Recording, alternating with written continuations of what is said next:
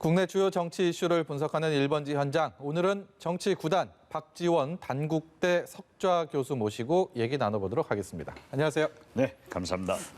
며칠 사이에 교수님 되셨습니다. 예. 신분이 2번 바뀌었습니다. 그러니까요. 방송인. 국회의원에서 전 의원, 교수. 예. 그 경험면에서 둘째가라면 서러우신 우리 박지원 교수님 어떻게 전수하시고 어떤 가르침 주실 건지 먼저 여쭤보고 싶습니다. 김대중 대통령에게 배운 지식 그리고 제가 경험했던 그러한 경륜, 특히 대북 정책에 대해서 학생들에게나 구성원들에게 열심히 노력하고 또 이렇게 방송에 나와서 네. 이러한 얘기를 하는 것 자체가 박지원은 영원한 현역이다. 그래서 문재인 대통령의 성공을 돕고 진보 정권 재창출에 기여를 하는 것이 박지원의 길이다. 이렇게 생각하고 열심히 합니다. 예. 또 새로운 그 인생 길을 또 기대하고 응원하도록 하겠습니다. 그렇게 하다 보면 또 잘 될 날도 있겠죠. 네. 아니 트럼프 대통령도 네. 방송하다가 대통령 됐어요. 그렇죠. 예. 네. 혹시 알아요? 오늘 국회 21대 국회 문을 열었습니다. 사실상 이제 본회의장 열렸고 본회의가 열렸는데 일단 어떻게 보셨는지 궁금합니다. 이게 갈등의 여지는 아직도 남아 있고 그 동안에도 있었는데 문을 열었다는 거에 의미를 좀 더 부여해야 될 것인지 앞으로 좀 더 있을 행보들 여야의 행보들에 좀 더 우려가 된다는 쪽에 좀 주목을 해야 되는지 저는 궁금하거든요. 사실상 우리 국회가 개헌 법정의를 지켜서 개헌을 한 것은 의미가 있다고 생각합니다. 그리고 단독 국회라고 하지만은 민주당 이외의 군소 정당들도 참여를 했고 또 사실 완전히 단독 국회를 하도록 통합당에서 협력한 게 아니라 사실상 개원하기 위해서 참여를 해가지고 주호영 원내대표가 부당성에 대해서 즉 의장 선출의 부당성에 대해서 발언을 할 때 퇴장을 하지 않습니까? 네. 그래서 개원은 합법적이고 단지 통합당은 의장, 부의장 선출을 보이콧했다. 아주 잘 됐다 이렇게 생각합니다. 이게 김태년, 주호영 여야 원내대표도 그렇고요. 그리고 김영진, 김상원 원내수석도 부대표도 그렇고 다 저희가 만나보고 얘기를 해봤는데 그냥 어디 누구 하나 이게 꽉 막혀 있거나 말이 안 통하거나 이런 느낌을 받지는 않았거든요. 어떤 이른바 대화의 궁합은 괜찮았다라는 개인적인 느낌이 있었는데 현재 이런 갈등 구도 협상이 그래도 원활하게 이루어지지 않고 있는 상황에 대해서는 어떻게 진단하십니까? 의뢰의 원내대표나 원내수석들은 만나보면 다 얘기되는 거고 네. 잘 돼간다. 네. 이렇게 하지만은 실질적으로 갈등이 있는 것도 사실 아니에요. 그리고 역대 국회 개원은 2년으로 끝나는 게 아니라 사실상 4년을 점지해 놓는 거예요. 예. 그렇기 때문에 저는 처음에 원내대표들이 웃고 만났지만은 싸울 것이다. 네. 그렇지만은 잘 될 것이다.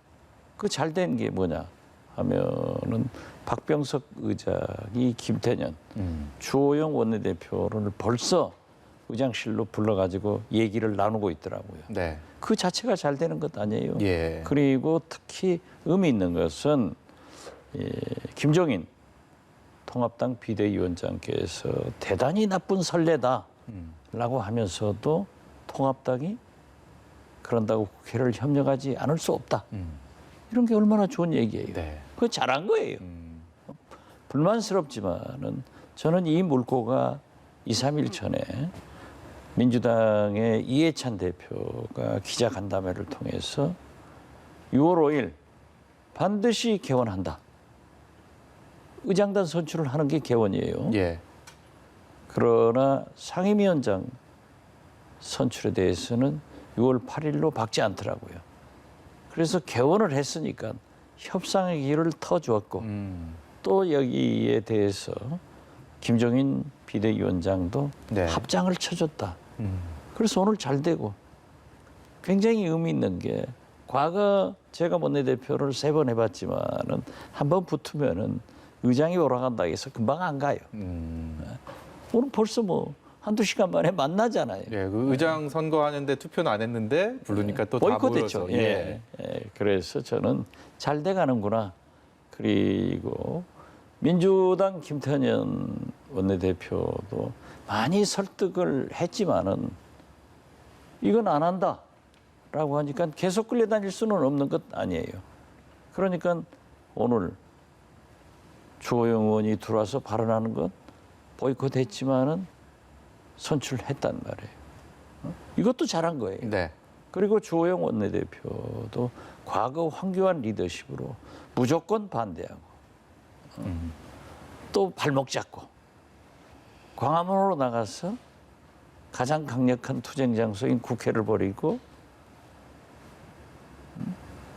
뭐 강화문에서 청와대 앞에서 뭐 이런 이런 거 것만 많이 경험을 하면 했죠. 국민이 돌아서잖아요. 음. 그렇기 때문에 그런 것 없이 잘 했는데 저는 딱 그 김종인 위원장이 국회를 협력하지 않을 수 없다.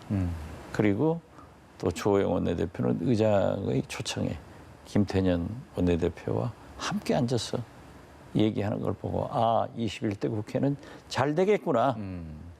그러나 민주당이 177석을 가졌다고 해서 오만하면 네. 한 방에 갑니다. 그리고 아마 주호영 원내대표도 상임위원장 선출에 내가 아무리 반대를 해도 민주당이 끌려오지 않고 표결 처리하는구나. 이게 잘 느꼈을 거예요. 김종인 비대위원장 얘기하셔갖고요. 그 관련된 것 질문 하나 드리겠습니다. 김종인 위원장이 계속해서 뭔가 화두를 만들어내고 있는 느낌입니다. 보수가 아니고 진취적인 정당을 얘기했고요. 그리고 기본소득이라는 또 개념을 꺼내들면서 주목을 받고 있는데 그런 김종인 비대위의 어떤 계속되는 화두 그리고 또 당내 입단속하는 부분에 대한 부분도 또 여러 얘기들이 나오고 있습니다. 김종인 비대위 체제 출범 이유는 어떻게 평가하십니까? 제가 처음부터 김종인 비대위원장은 비대위원장이 직업이고 네. 진보와 보수, 좌우를 자유롭게 넘나들면서 진보에 가서는 보수, 보수에 가서는 진보의 아주 철저한 메시지를 잘 관리하기 때문에 여기를 잘 봐야 될 것이다. 예. 라고 했는데 역시 보수 비대위원장이 돼서 굉장히 자극적인, 즉 민주당 또는 정의당이 할 소리를 가져와서 해버리잖아요. 네. 그러니까 굉장히 지금 민주당도 정의당도 혼란스러울 거예요. 저게 진짠가? 그렇지만은 우리가 주장하는 것을 저렇게 대신 얘기해 주니까 심상정 대표처럼 파한대소를 네. 할 수밖에 없죠. 그러나 진골 보수, 이 보수 골수들은 부글부글 끓잖아요. 네. 이게 아닌데 보수의 가치를 저버리고 완전히 진보로 넘어가잔 말이냐. 그래서 저는 이러한 것들이 당분간 계속될 거예요. 그렇지만은 또 김종인 비대위원장은 자기가 싫으면은 나 안 해 하고 2번 다 가버렸잖아요. 예. 손 탁 털어버리고. 그렇기 때문에 저는 머지않아 통합당에서 문제가 생길 것이다. 그래서 저는 김종인 비대위원장한테 선길 후흉. 처음에는 좋은데 나중에는 좀 어려워지는 것 아닌가 이렇게 봅니다. 네. 북한 얘기 좀 해보겠습니다. 김여정 노동당 제1부 부장이죠. 김정은 국무위원장의 동생인데 최근에 엊그저께 이제 대북전단 관련해서 굉장히 강한 강도 높은 수위의 담화문을 내놨습니다. 이게 노동당도 아니고 조평통도 아닌 김여정 부부장이 직접 이런 수위 높은 발언을 한 부분 여기에 대해서 박지원 의원께서는 전 의원께서 어떻게 평가하십니까? 뭐 특별히 북한 인민들이 다 보는 노동신문을 통해서 김여정 제1부부장의 담화문이 나왔다고 하는 것은 상당히 국내 정치용도 될 수 있고 네. 지금 이렇게 코로나, 인종 문제, 네. 그리고 중국과 대치하고 있고 선거가 급한 트럼프 대통령에게 주는 메시지도 있을 수 있고 또 문재인 대통령한테 좀 나서봐라 라고 하는데 제일 큰 원인은 지금 현재 북한이 이 코로나가 자기들은 없다 하지만은 창궐하는 건 사실 아니에요? 그렇겠죠. 그러면은 북한은 감염 시스템이나 의료지 시스템이 취약하기 때문에 네. 국경 봉쇄부터 제일 먼저 해요. 네. 철저히 하고 이 북한은 거주 이전의 자유가 없잖아요. 네. 그래서 그래서 통제가 굉장히 용이하겠죠. 아주 통제를 잘 하고 있단 네. 말이에요. 그 길밖에 없는 거예요. 지금 코로나 대치하는 길이. 그러니까 두만강 그쪽에 북중 국경도 아주 봉쇄를 잘하고 있고 예. 심지어 중국에서 들어오는 화물들도 일정 기간 보관을 해서 방역에 만전을 기하고 있는데 이 풍선이 내려와서 삐라와 그러한 물건들을 가져오면은 굉장히 코로나 감염에 더 아, 민감한 반응을 보이고 있다. 예. 저는 그렇게 해서 특별히 우리 한국이나 미국을 향해서 할 때는 노동신문을 이용 안 하거든요. 네. 그래서 북한 주민들에게도 우리는 이렇게 철저히 코로나 방역하고 있는데 한국에서 이런 짓 하는 게 있을 수 있느냐? 그래서 내가 가만 안 있겠다 하고 강한 모습을 보여준 것 아닌가. 그래서 특별하다. 그렇게 생각합니다. 이 뭐 대북전단 살포가 제가 한 십몇 년 전에 이명박 정부 시절에 통일부 출입할 때 그때도 굉장히 항상 문제가 되어 왔고 거기에 대해서 북한은 항상 반발을 해왔고 그게 뭐 총격 사건으로도 이어지고 계속 그러지 않았습니까? 그런데 우리 정부에서는 이번 김여정 부부장의 담화문이 나오고 곧바로 관련 법안들을 만들 뜻이 있음을 또 그 관련 브리핑을 했습니다. 이런 정부의 대응을 놓고서도 해석이 엇갈리고 있는데 여기에 대해서는 어떤 견해 갖고 계세요? 해석 엇갈릴 필요 없어요. 이건 실정법 위반이 되기 때문에 물론 입법을 우리 정부에서 특히 통일부에서 준비해 왔어요. 예. 저도 그 얘기를 알고 있고 그리고 지금 김대중 대통령 때 제가 비서실장 하면서 주말에는 북한산 등산을 꼭 다녔는데 가서 보면은 그때는 북한의 삐라가 예. 우리 북한산 이 서울에도 많이 많이 떨어졌어요. 있었죠 예전에. 예. 그러다 이제는 그 효과가 없잖아요. 그러니 북한에서 안 해요. 그리고 군사 합의에서도 안 하기로 했어요. 안 하기로 했으면 우리나라도 안 해야죠. 그러니까 이제 이명박 정부 때도 박근혜 정부 때도 하니까는 원점 타격하겠다. 네. 실제로 발사한 적도 있어요. 있었죠. 그러니까 강원도나 경기도의 접경 지역에서는 그 지역 주민들이 탈북인들 당신들 우리 동네에 와서 대북 삐라 보내지 마라 하고 보초 서서 지켰어요. 그러니까 물론 이 김포도 일부가 접경 지역이지만은 거기서 보내는 거예요. 이건 저는 그때부터 백해무익하다. 이거 하지 마라. 그런데 이 코로나 때 더욱 하니까 저기서 반응을 강하게 보이지만은 우리도 그럴 거 아니에요. 우리도 코로나가 감염될 수 있는 위험 물질이 외국에서 그런 방향으로 북한에서 그런 방향으로 들어오면은 못하게 할 거 아니에요. 네.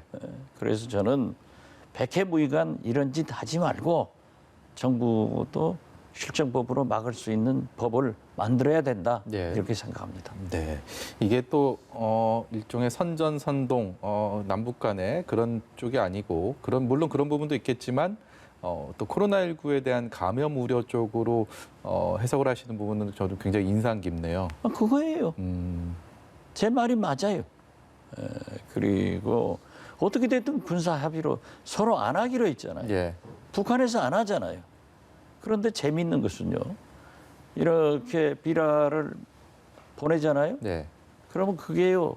대개 휴전선을 못 넘고 DMZ에 다 떨어져요. 네. 거기에 바람의 방향이 바람의 방향이 내려오기 때문에. 실제로 엄청나게 거기 떨어져 있고 네. 또 바람의 방향에 따라서는 우리 대한민국 남쪽으로 떨어져요. 네. 실제로 거기 가는 게 얼마 없어요. 그러니까 그런 짓 하지 마라. 네. 그 백해무익하다. 그렇게 말씀드립니다.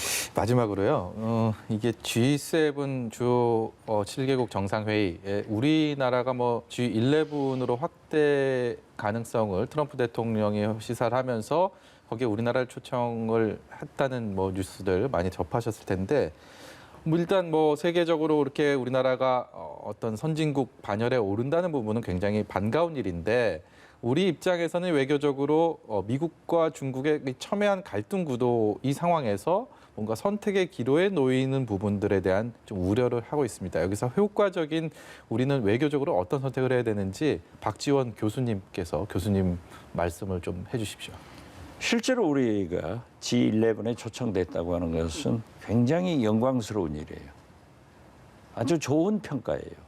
그리고 문재인 대통령께서도 거침없이 참석하겠다라고 하는 것은 좋은 일이에요.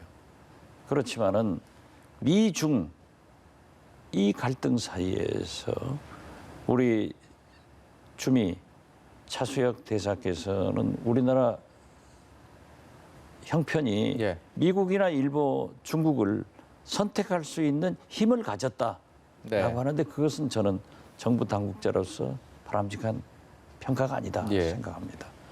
우리는 지정학적으로 도랑이든 소입니다. 미국 풀도 먹어야 되고 중국 풀도 먹어야 되죠.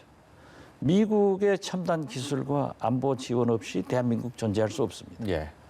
중국에 우리가 물건을 팔지 않고 교류 협력을 하지 않고는 살 수가 없습니다. 예. 그렇기 때문에 지금은 어떤 양자택일의 그런 이분법적 사고를 버리고 외교를 강화해서 네. 사드 문제를 해결하듯 미국도 설득하고 중국도 설득해서 우리 경제 발전을 함께 해나갈 때지 예. 어느 한편을 들 때가 아니다. 네. 그래서 외교가 가장 중요하다 이렇게 생각합니다. 네. 오늘 말씀을 여기까지 듣도록 하겠습니다. 지금까지 박지원 전 의원, 현 단국대 석좌 교수입니다. 고맙습니다. 감사합니다.